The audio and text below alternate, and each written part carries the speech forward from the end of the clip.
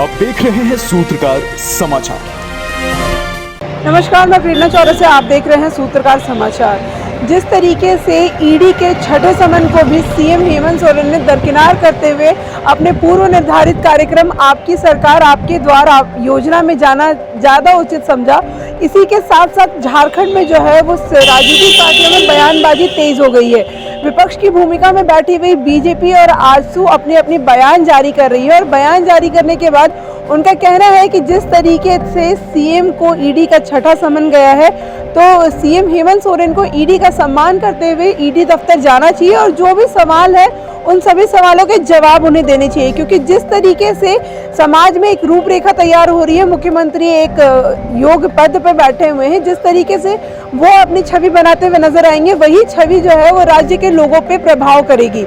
ये एक तरह से मीडिया टाइप का हो गया कि इसको एक न्यूज़ बनता रहे हमेशा।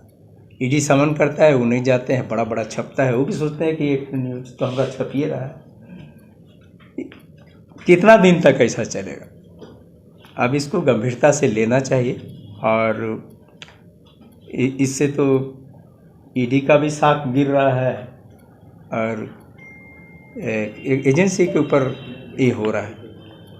एक सार्वजनिक नेता को इन तमाम चीज़ों को उपेक्षा मैंने दरकिनार करके नहीं चलना चाहिए, बल्कि इसका फेस करना चाहिए। पहले कानून का अवहेलना करते हुए, कानून को ना मानते हुए पहले गलत कार्य करना, और गलत कार्य में जब संलिप्तता सामने आ जाए तो उसका जो कानूनी प्रोसेस है उसमें अपने जो आप पाक साफ हैं या फिर आप निर्दोष हैं उसमें जा करके अपनी दलीलें या जिरह नहीं देना, अपने को नहीं बता करके माननीय मुख्यमंत्री जी फिर कानून का उल्लंघन कर रहे हैं और राज्य की जनता के बीच अपने को एक विक्टिम साबित करने का, एक हम पीड़ित हैं ऐसा साबित करने का एक निष्फल कोशिश कर रहे हैं। मुझे लगता है कि उनको कानून के प्रक्रियाओं का सम्मान करना चाहिए। वो एक संवैधानिक पद पर बैठे हुए एक जनप्रतिनिधि हैं, सर्वोच्च पद उन्होंने अभी धारण करके रखा है,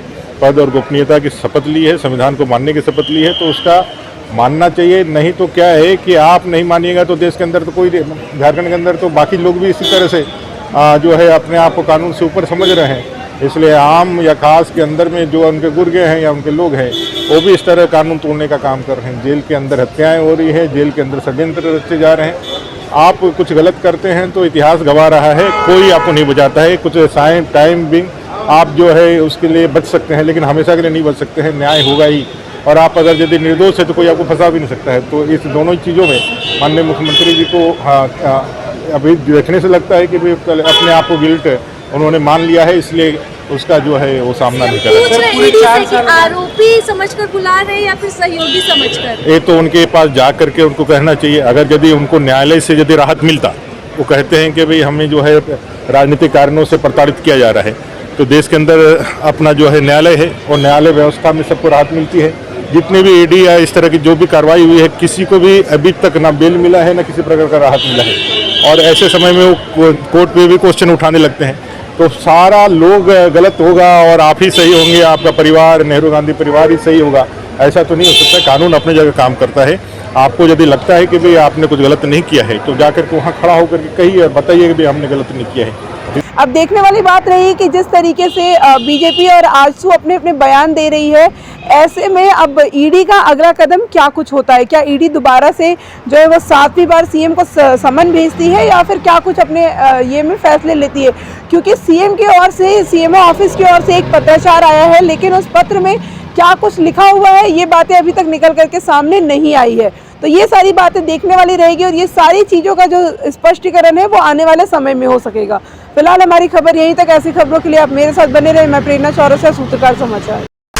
अगर आपको हमारा वीडियो पसंद आता है तो हमारे चैनल को लाइक, शेयर और सब्सक्राइब करना ना भूलें।